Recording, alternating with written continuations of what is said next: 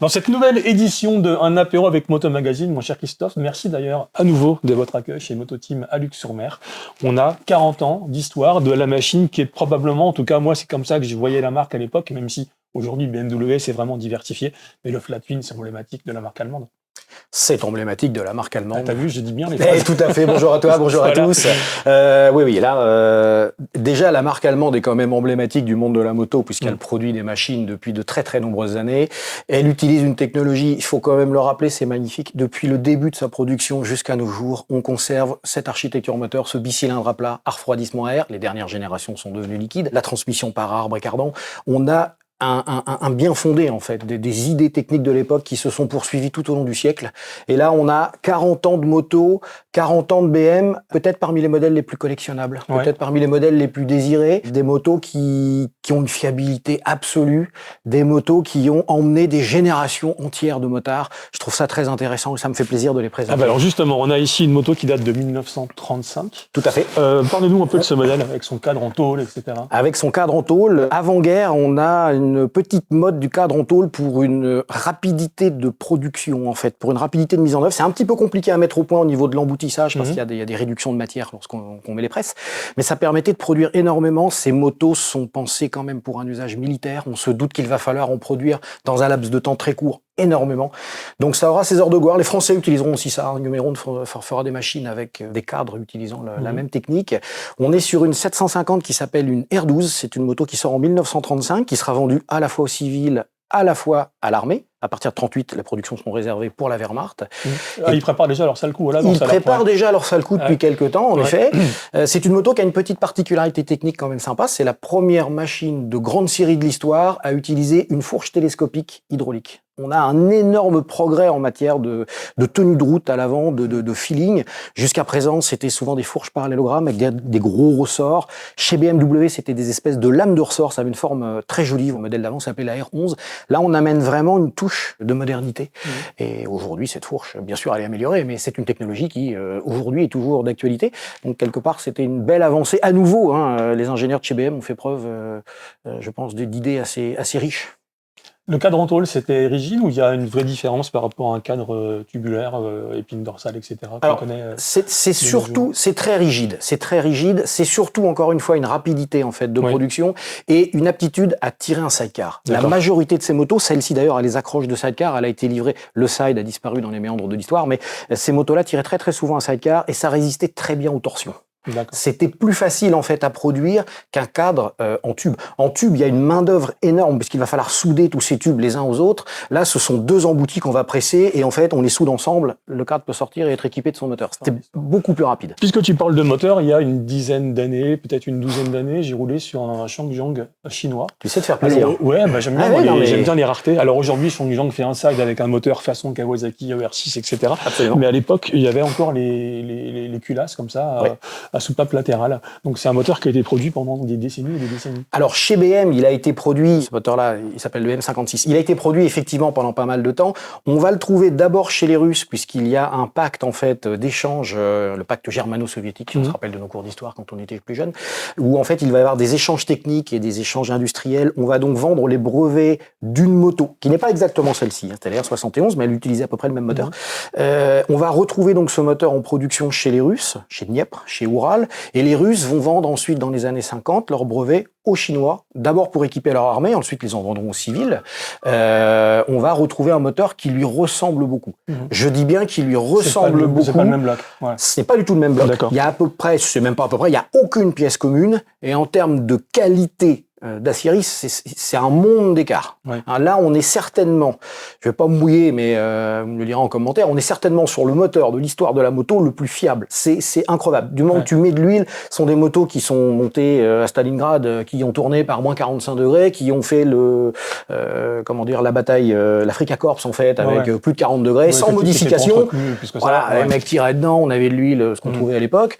On est sur des machines vraiment incroyables. Tu as vu tout à l'heure, on l'a démarré. Bien sûr. Avec, ça démarre au quart de poil. Pour l'anecdote, le Shangyang, j'étais tombé en panne avec. Alors ça, c'est pas vraiment anecdotique en fait. C'est malheureusement souvent le cas. On a joué beaucoup sur l'image de sa grand-mère en fait, de ce modèle incassable, et beaucoup de gens ont parfois été un petit peu déçus. Il y a beaucoup de maintenance sur les machines, réplique entre guillemets, tu vois, chinoise. Alors comment ça roule ça? Parce que je vois la boîte sur le côté avec la petite grille en H là. Ça fait combien de chevaux un moteur comme ça? Alors, ce moteur-là, il y a deux motorisations dans la R12. Un seul carburateur pour la version militaire, c'est celui-là. Ça fait 18 chevaux. 18 chevaux. Alors, à l'époque, ça faisait pas rire. 18 chevaux. bien sûr. On est sur des rapports de pont ultra courts pour emmener un sidecar, pour rouler au pas dans les défilés militaires. Ça roule dans cette version-là, tu as à peu près 90 km/h à fond. 90 en temps militaire, on n'en a pas besoin en fait. On n'y va quasiment jamais. À conduire, c'est un peu dépaysant parce que tu as effectivement une boîte de vitesse qui est pas du tout. On n'a pas le sélecteur au pied. Donc voilà, tu as une boîte 4 comme une grille de bagnole. Le frein arrière n'est pas au même endroit. Il est au talon à droite. Donc tu as des petits automatismes en fait. Mais la machine est incroyablement douce. À 4-5 km/h, tu as les deux pieds sur les repose-pieds, ça bouge pas. Bon, t'es pas débordé par la puissance. Oui, bien sûr. Ça se conduit très très très bien. La limite aujourd'hui, quand tu vas en circulation avec des motos comme ça, c'est le freinage. Les machines sont relativement lourdes, ça fait un petit peu plus de 185 kg. Les freins sont d'époque. Aujourd'hui, quand tu as un gros SUV avec des roues de 21 pouces qui pilent devant toi, c'est un petit peu plus tendu. Pour le collectionneur aujourd'hui, ce sont des motos que je vais conseiller dans un usage club, sortie rallye. Pour les versions militaires, reconstitution éventuellement militaire, c'est vrai que c'est un petit peu plus tendu d'aller en circulation avec, faire le périph' parisien aux heures de pointe avec ça va être tendu. Mon cher Christophe, quand on passe à cette moto, elle date de quand celle-ci? Celle-ci date de 1951. D'accord. Donc, elle est produite de 51 à 54. En fait, on pourrait la regarder en disant que c'est une évolution du modèle d'avant, mais tout a changé. Ils ont gardé l'idée de départ et tout a été optimisé, peaufiné, etc. Oui, il y a une grosse rupture. Là-bas, on est sur des machines pensées principalement pour un usage militaire. Là, on est sur de la machine civile, on est sur de la routière. On va avoir une moto plus facile à utiliser. On a une boîte de vitesse classique, le sélecteur. On a exactement la disposition des commandes comme une moto moderne. La machine est plus moderne, la machine est plus légère, le moteur est plus vif. On a une moto qui va finalement s'approcher en ayant moins de performance, à tout point de vue, freinage, moteur, mais on va s'approcher de cela. C'est-à-dire qu'avec une machine des années 50 chez BMW, tu es beaucoup plus proche, lorsque tu es dessus et que tu t'en sers, d'une moto des années 70 qu'une moto d'avant-guerre. Il y a vraiment une scission dans beaucoup de produits d'ailleurs entre l'avant et l'après-guerre. Voire des motos des années 80, parce que BM sort encore des motos avec cette technologie-là. Eh ben, je crois qu'en 94, si je dis pas de bêtises, la R100R Mystique dû sortir en 93 ou 94 avec un bloc moteur. Avec ce truc-là. Ce qui est intéressant, c'est que quand tu regardes les deux, il y a quand même des similitudes esthétiques, philosophiques. Absolument. Sauf que ça, c'est une vraie sportive. Contrairement à ce qu'on peut imaginer quand tu la vois comme ça, c'est une vraie moto sportive, ça. Complètement. Alors, autant on avait une rupture vraiment entre la R12 et la R51.3 qui est présentée là, autant là, on a une évolution. Alors, une grosse évolution. En termes de performance, ça n'a rien à voir. 24 chevaux, la journée 42. Ça, c'est le modèle sportif. Il a existé 3 variantes, une 500 et 2 600 cm3. La première 600 était faite pour le sidecar. Elle n'était pas plus puissante que la 500, mais elle était un petit peu plus coupleuse. Et celle sur laquelle tu es assis, on pourrait presque dire que c'est la première superbike, entre guillemets, de chez BMW. C'est une moto qui roule vite. Ça fait, attention, ça sort en 1960, ça développe 42 chevaux. C'était donné pour 175 chronos et BM ment très rarement sur ses performances. Ils ont même plutôt tendance à être un peu pessimistes. En fait, ça se plaçait en concurrente sur le plan des performances des grosses machines anglaises de l'époque, des Triumph Bonneville, des 650 de différentes marques. Ça marche fort. Sauf que tu pouvais rouler à fond sans prendre le moteur dans la tronche. Voilà. Là, tu es méchant, tu vas te faire plein d'ennemis. Je m'en fous. Mais effectivement, là, on a une fiabilité qui est quand même qui n'a rien à voir avec une moto anglaise. On va pas être méchant envers les Anglais, mais à tout point de vue, que ce soit en fiabilité mécanique, que ce soit en faisceau électrique, ça n'a vraiment rien à voir. Les premiers ont été entachés avec des petits soucis parce qu'on commence, pour faire la sportive, à lui donner pas mal de régimes, donc il a fallu travailler un petit peu sur le vilebrequin pour mieux gérer les vibrations. Mais on est sur des motos que l'on peut utiliser au quotidien, qui sont très fiables. Alors, on va plus tirer dedans parce qu'on a quand même un petit peu de respect, ça vaut un petit peu de sous, mais ça roule très bien, ça freine plutôt très correctement vu son âge, et ça s'insère parfaitement dans le flot de circulation. Donc ça, aujourd'hui, tu roules avec sans problème. Ouais, ça, la fourche, elle est particulière. Oui, tout à fait. La fourche, c'est un brevet anglais, Earls, c'est monsieur Earls, en fait, qui avait défini cette fourche-là. C'est une fourche qui a un excellent comportement avec le sidecar. Très souvent, ces motos-là ont été vues avec les sidecars. Il faut comprendre que quand ces machines-là sortent, la petite voiture populaire n'est pas encore rentrée chez tout le monde. Donc, le père de famille qui veut emmener tout le monde en balade, c'est souvent une moto auquel on va adjoindre un sidecar. Et les motos se comportent pas forcément bien avec un side.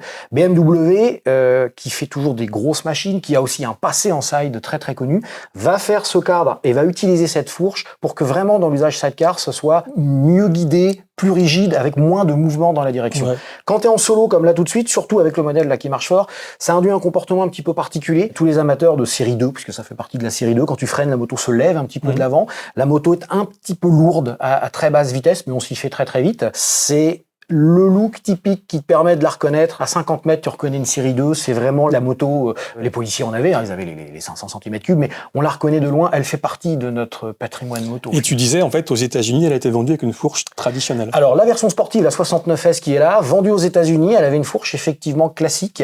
Les Américains étaient pas fans, en fait, de cela. Et le marché américain était beaucoup moins gourmand que nous en sidecar. D'accord. Donc, effectivement, pour eux, l'intérêt de ça était nettement moindre.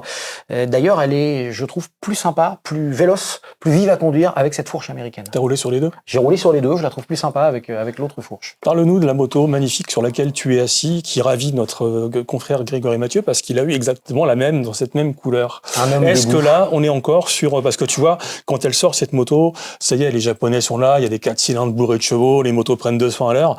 On est sur un truc qui commence à être un peu ringard, qui commence à être daté, ou c'est encore une moto qui tient son rang? Non, c'est une moto qui tient son rang. En fait, ce moteur-là, la moto que je vous présente, c'est une série 6. Elle sort d'abord sur la série 5. Le nom, la chronologie des BM est bizarre, parce qu'on passe de la série 2 à la série 5. Ouais. Voilà, c'est assez particulier.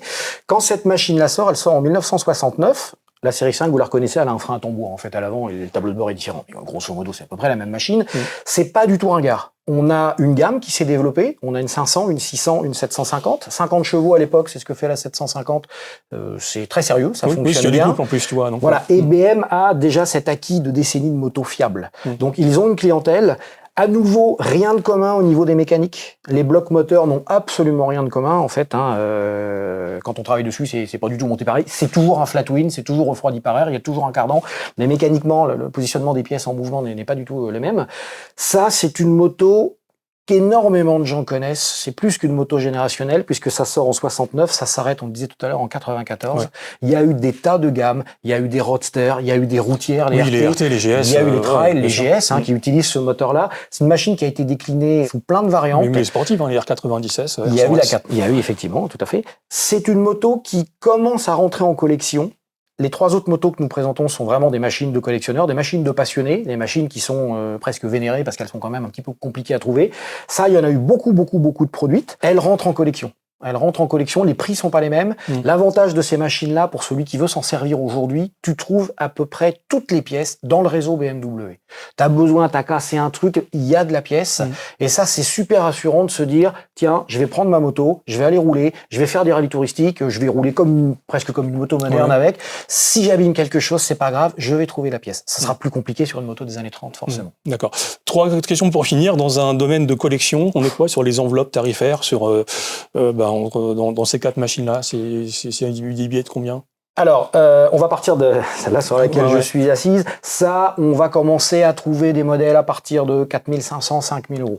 Attention, ce sont des modèles qui jouissent d'une fiabilité ferroviaire. J'utilise souvent ce terme. Ce qui a pu jouer contre elles. Ça veut dire que très souvent, quand elles sont tombées à un moment dans des codes faibles, entre des mains assez peu scrupuleuses, on ne faisait plus l'entretien. Oui, parce que ça tenait. Tout a une limite.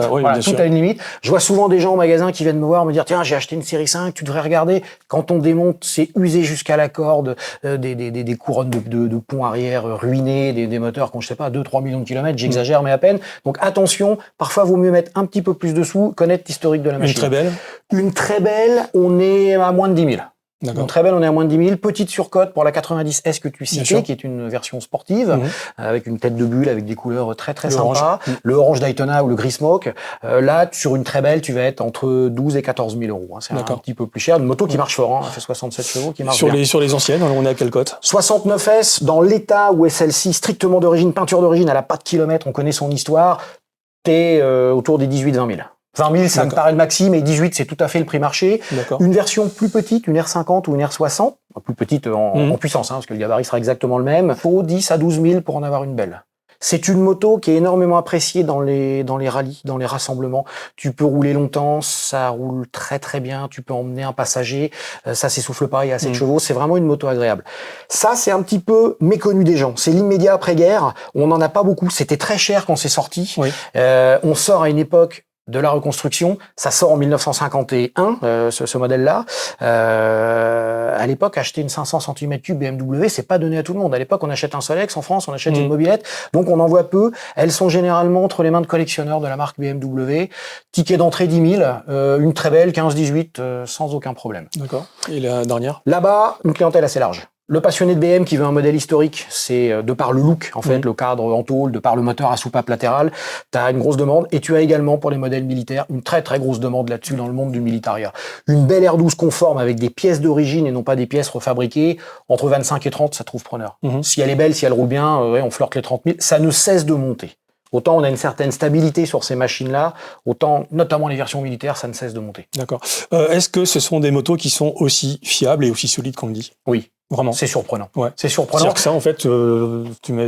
j'ai fait des rallyes touristiques avec elle, tu te poses même pas la question, je prends même pas une paire de bougies de rechange, ça me jouera peut-être des tours, mais ça roule, ça démarre au quart de poil. Ouais, c'est vraiment solide. Dès lors qu'on prend le temps de bien les régler, qu'on prend le temps de les comprendre, qu'on les laisse chauffer, qu'on sait aussi les utiliser. C'est pas un 4 cylindres japonais, on est doux avec, ça travaille sur le couple, c'est incassable. Bon, attention à ce qu'on achète. Imaginez une moto qui est de 1935, qui a fait la Deuxième Guerre mondiale, qui a tout vécu, qui après-guerre était souvent détestée parce que c'était la moto de l'envahisseur. Elle a généralement pas été soignée pendant de nombreuses années. Il y a souvent beaucoup de travaux.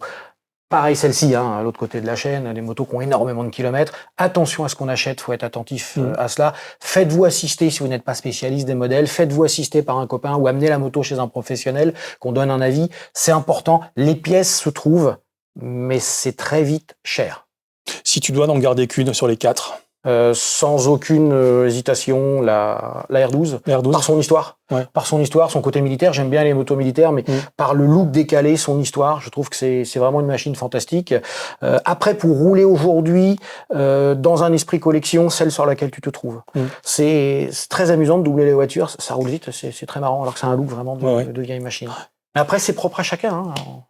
On a une sensibilité, on a plus de demandes là-dessus. Voilà. Merci Christophe pour cet éclaircissement et ces explications sur 4 machines totalement emblématiques de l'histoire de BMW. J'en parlerai pendant des heures, je sais, mais après il y a l'équipe montage qui va me faire les gros yeux. Donc on va s'arrêter là. Vous nous dites si ces motos comptent pour vous, laquelle a le plus de sympathie et d'affect à vos yeux. Moi j'avoue que j'ai quand même un faible pour la 75. Je trouve que son coloris est quand même... c'est sympa. C'est très très bel objet. Vert Nürburgring, c'est très chouette. Très bel objet. On est prudent en flat BM de la guerre ou pas. Bisous sur le casque et à très bientôt dans d'autres émissions sur la chaîne YouTube de Motomag, auquel on s'abonne et qu'on achète en kiosque. Et on va même sur le nouveau site motomag.com. Ça, c'est très important. Allez, on se retrouve bientôt. À bientôt.